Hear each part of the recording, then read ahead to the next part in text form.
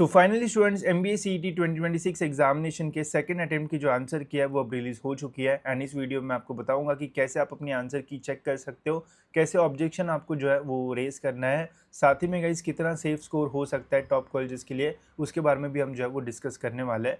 तो सबसे पहले तो आपको आ जाना है ऑफिशियल वेबसाइट पे। यहाँ पे कोई भी जो नोटिफिकेशन वगैरह है वो इन्होंने नहीं दिया कि कल आएगी परसों आएगी, डायरेक्ट ही जो है वो अपडेट दिया है। तो हमेशा सीईटी सेल से ऐसी चीज़ें जो है वो एक्सपेक्ट किया करो, कभी भी कुछ भी ये जो है वो करता है। तो वैसे ही इन्होंने जो अपडेट है वो दिया है। अपडेट आया है, यहाँ पे सीईटी एग्जामिनेशन पोर्टल पे क्लिक करोगे, लॉगिन करोगे तो यहाँ पे ऑब्जेक्शन ट्रैकर का ऑप्शन मिल जाएगा। ठीक है, इसके ऊपर क्लिक करोगे तो फर्स्ट एंड सेकंड अटेम्प्ट का ऑप्शन आता है।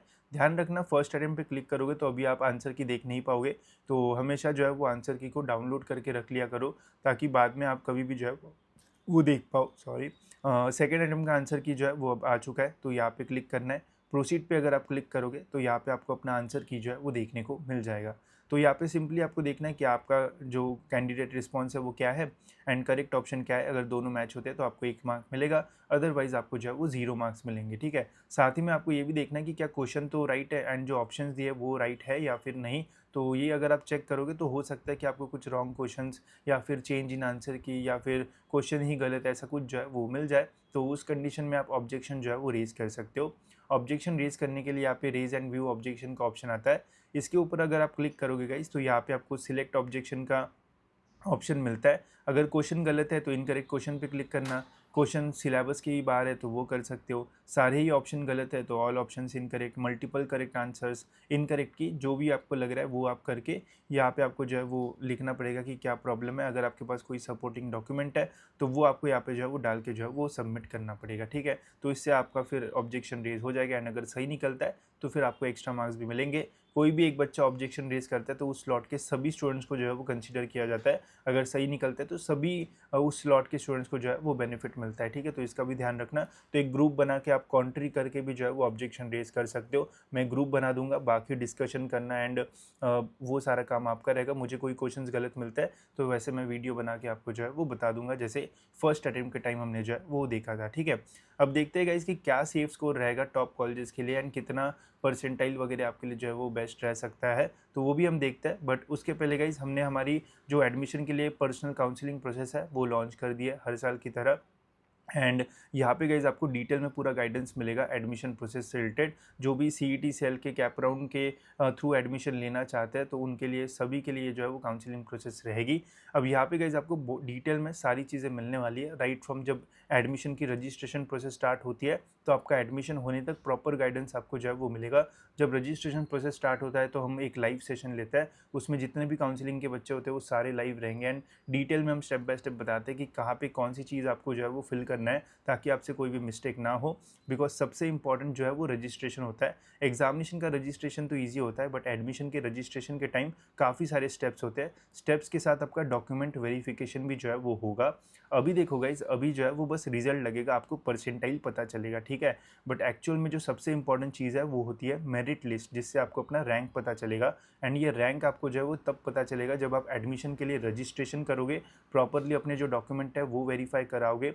ये जिनका हो गया उसके बाद हमारी जो मेरिट लिस्ट है वो आती है। तो ये चीज़ जो है वो बहुत इंपॉर्टेंट है। अगर यहाँ पे गलती करोगे एंड मेरिट लिस्ट में नाम नहीं आए तो फिर आप एडमिशन जो है वो नहीं ले पाओगे। बिकॉज एडमिशन के लिए वही जा सकते हैं, कैप राउंड्स के लिए वही जा सकते हैं जिनका मेरिट लिस्ट में नाम आता है। एंड मेरिट लिस्ट में नाम उन्हीं का आता है जो प्रॉपरली रजिस्ट्रेशन करके अपने डॉक्यूमेंट वेरीफाई करता है, जिसके लिए हमें सेंटर पे जाना पड़ता है या फिर ऑनलाइन ऑप्शंस रहते हैं। तो वो प्रॉपरली आपको काउंसलिंग प्रोसेस में जो है वो गाइड किया जाएगा कि कहाँ पे क्या करना है। अभी से मैंने जो है वो डॉक्यूमेंट की लिस्ट भी जो है वो डाल दी है ताकि आप अभी से जो है वो प्रिपेयर करो, डॉक्यूमेंट्स में कोई आपको जो है वो प्रॉब्लम ना आए।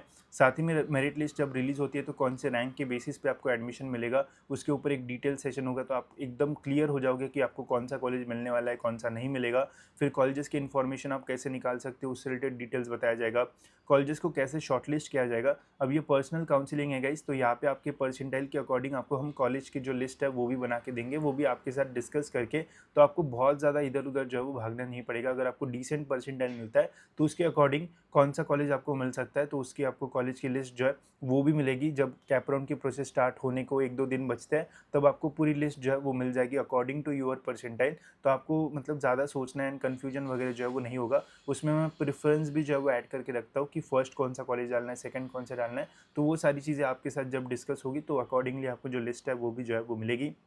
साथ ही में लास्ट ईयर 3 कैप राउंड्स हुए करते थे, अभी 4 कैप राउंड्स हुए हैं। तो जिनको 95, 96 परसेंटाइल या फिर 90 परसेंटाइल मिलता है, तो कैसे आप बेटर वे में इन सभी कैप राउंड्स का यूज़ कर सकते हो, वो आपको बताया जाएगा। जैसे सपोज़ अगर आपको फर्स्ट राउंड में 10th नंबर का कॉलेज मिला, तो बेटरमेंट करके आप कैसे ऊपर के कॉलेजेस के लिए जा सकते हो विथ सेफ ऑप्शंस। ऐसा नहीं कि हमने फर्स्ट राउंड में कॉलेज मिला, सेकंड के लिए अप्लाई करने चले गए, तो फर्स्ट कॉलेज ही हमारे हाथ से चला गया। तो ये चीज़ें आपके साथ जो है वो कभी भी नहीं होगी। आपके पास फर्स्ट कॉलेज भी रहेगा एंड सेकंड राउंड में भी आप जो है वो अप्लाई कर पाओगे। अगर बेटर कॉलेज मिला तो सेकंड राउंड का बेटर कॉलेज आपके पास रहेगा, फर्स्ट का चला जाएगा। तो प्रॉपरली आपको एकदम सारी चीज़ें समझा के जो है वो गाइड किया जाएगा, तो कभी भी आपको जो है वो प्रॉब्लम फेस नहीं होगा। ये होने के बाद एडमिशन कन्फर्मेशन करने के लिए आपको क्या-क्या लेके जाना पड़ेगा, मैनेजमेंट कोटा अगर होता है तो कैसे होता है, एंड सबसे इम्पॉर्टेंट सारे कैप राउंड्स खत्म होने के बाद जो वैकेंट राउंड होता है, जिसमें कुछ ही सीट जो है वो बची होती है, तो उसके लिए आपको कैसे अप्लाई करना है, तो उससे रिलेटेड भी आपको जो इन्फॉर्मेशन है वो मिलेगी। तो ओवरऑल जितने भी पूरी एडमिशन प्रोसेस होती है 2-3 महीने की, वो सारी जो है वो कवर की जाएगी एंड प्रॉपरली आपको गाइडेंस मिलेगा। तो कहीं पे भी आपको जो है वो ज़्यादा प्रॉब्लम जो है वो फेस नहीं करना पड़ेगा। बस एक चीज़ मैं आपसे डिमांड करूँगा कि सारे डॉक्यूमेंट्स आप रेडी करना एंड जो लाइव सेशंस हम आपके लिए लेंगे वो बस प्रॉपरली अटेंड करना। आपको पूरे एडमिशन प्रोसेस में कहीं पे भी जो प्रॉब्लम है वो फेस जो है वो नहीं करना पड़ेगा, ठीक है। तो अगर आपको भी डिसेंट परसेंटाइल मिला एंड चाहते हो कि एक बढ़िया कॉलेज में आपको एडमिशन मिल जाए विदाउट एनी प्रॉब्लम, तो आप हमारी काउंसलिंग प्रोसेस में एनरोल कर सकते हो। इसमें आपको 100% जो फ़ायदा है वो होगा, ठीक है। तो ये हो गया हमारा काउंसलिंग, लिंक आपको डिस्क्रिप्शन में मिल जाएगी। अब बात करते हैं कि क्या सेफ स्कोर जो है वो रह सकता है इस साल टॉप कॉलेजेस के लिए। तो देखो, अगर आप टॉप 10 कॉलेजेस जो है वो टारगेट कर रहे हो, टॉप 10 मैं बोल रहा हूँ, ठीक है। टॉप 10 में भी थोड़ा डिफरेंशिएशन होता है कि टॉप 3 जो है वो हम अलग रखते हैं एंड उसके बाद हम जो है वो नीचे वाले देखते हैं। तो अगर आप ये थर्ड के बाद नीचे वाले जो है वो देख रहे हो, तो अगर आपको जो है वो 140 प्लस 150 प्लस जो है वो मिलता है, तो आप टॉप 10 या फिर टॉप 5 के आसपास भी जो है वो जा सकते हो। बिकॉज यहाँ पे डिपेंड करता है कि आपकी कौन सी कैटेगरी रहेगी। जैसे SC OBC, इनका जो कट ऑफ है वो कभी कभी और थोड़ा जो है वो अच्छा खासा कम चला जाता है, रैंक्स भी जो है वो नीचे चले जाते हैं। तो 140 150 प्लस भी जो है वो टॉप 10 के लिए एक अच्छा परसेंटाइल जो है वो रहेगा, अच्छे जो मार्क्स है वो रहेंगे। इसमें बहुत बढ़िया परसेंटाइल आपका जो है वो बन सकता है। टॉप 5 भी आप यहाँ पे जो है वो टारगेट कर सकते हो। अगर आपको JBI में सिडनम वगैरह चाहिए तो देन गाइस आपको 100% 150 प्लस जो है वो जाना ही पड़ेगा, तभी आपको मिलने के चांसेस जो है वो थोड़े अच्छे रहेंगे। कुछ ही कैटेगरी हो सकती है जैसे NT वगैरह, जिनको इससे भी नीचे में, थोड़े नीचे में जो है वो मिल सकता है। बाकी तो मैक्सिमम कैटेगरी में 150 प्लस तो आपको जाना ही पड़ेगा। इस साल अगर आप देखोगे तो काफ़ी सारे स्टूडेंट्स जो है वो 150 टू 160 के रेंज में आपको जो है वो देखने को मिलेंगे। इसके बाद जो है वो एक्सेप्शनल होते हैं कि हाँ, हमने 170 स्कोर कर लिए, तो हो सकता है 170 वाले भी होंगे, 180 वाले भी जो है वो हो सकता है, बट इनका जो नंबर है वो ज़्यादा नहीं होता है। हो सकता है कि 180 वाले 2-3 स्टूडेंट्स या फिर 4 स्टूडेंट्स आपको एक स्लॉट में मिल जाए, तो इनका नंबर्स जो है वो बहुत ज़्यादा नहीं होता है। उसमें से भी सारे स्टूडेंट्स रजिस्टर नहीं करते हैं एडमिशन के लिए, तो फिर मेरिट लिस्ट में जो है वो और नंबर ऑफ़ स्टूडेंट्स जो है वो कम हो जाते हैं, ठीक है। तो 160 या फिर 160 टू 170 के बीच में अगर आपको मार्क्स मिले तो ये भी एक बढ़िया स्कोर रहेगा JBIMS या फिर सिडनम जैसे कॉलेजेस के लिए।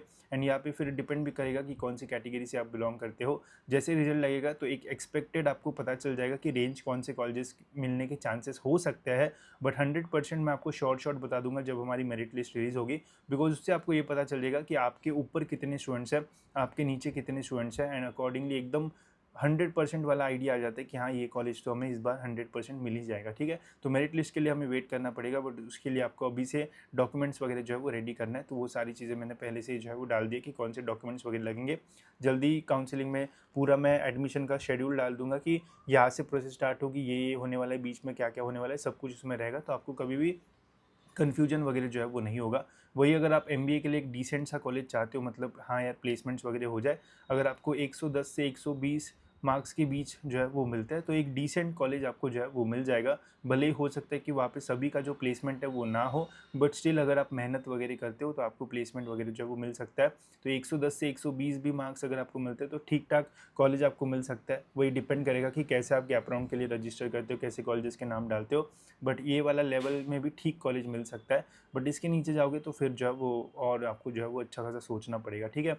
तो बाकी तो जब एडमिशन प्रोसेस स्टार्ट होगी तो आपको और वीडियोज़ मिलेंगे। लेंगे। काउंसलिंग में भी सारी चीज़ें जो है वो कवर की जाएगी। अब देखते हैं कि इसका रीएड्रेसल भी होगा तो कितने क्वेश्चंस रॉन्ग वगैरह निकलता है, तो उसके अकॉर्डिंग फिर आपके जो स्कोर है वो एडजस्ट जो है वो होगा, तो वो भी हम देख लेंगे। बाकी आपको कितने मार्क्स मिले वो कमेंट्स में आप जो है वो बता देना। एंड कोई क्वेश्चंस आपको रॉन्ग मिलते तो व्हाट्सएप पे आप शेयर कर सकते हो, हम वीडियो बना के डाल देंगे, तो मैक्सिमम ऑब्जेक्शंस अगर रेज होते तो आपका ही फायदा होगा। ठीक है, तो होप सो दोस्तों ये वीडियो आपको जो है वो इन्फॉर्मेटिव लगा होगा। फिलहाल इस वीडियो में इतना ही रखते हैं, मिलता है ऐसी और एक इन्फॉर्मेटिव वीडियो में।